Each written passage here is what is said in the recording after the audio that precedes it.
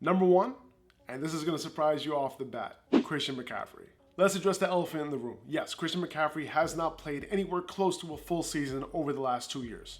Now, does that mean he can't stay on the field? No.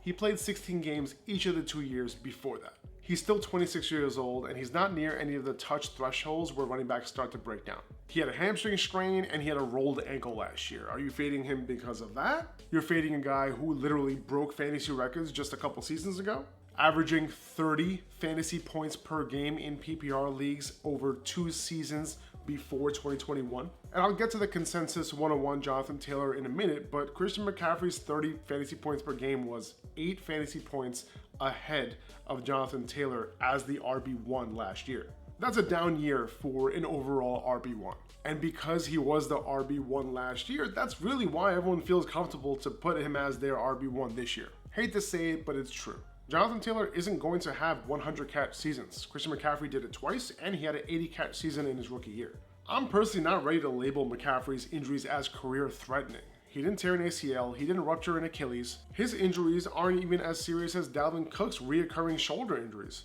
I personally think Dalvin Cook has a higher re-injury risk than Christian McCaffrey. And McCaffrey did play some games last year. He played 5 full games, and guess what? He finished in the top 5 4 times. As the wise Herman Edwards once said, you play to win the game. You play to win the game. You play to win the game. You don't play to just play it. I'm not playing to lose. I'm not trying to play it safe. I am trying to win.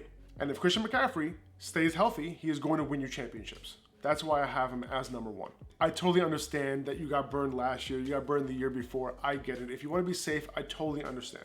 That's just not my personal style. When there's a clear running back and probably the only running back in the league who is capable of averaging 30 fantasy points per game, I just can't fade that because of recency bias.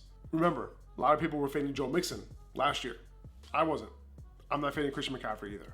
All right, guys, those are my top 10 fantasy running backs. If you want to see the rest of my rankings, go check out my Instagram. I'll put the link in the description below. Thank you guys, as always. Really appreciate you. See you later.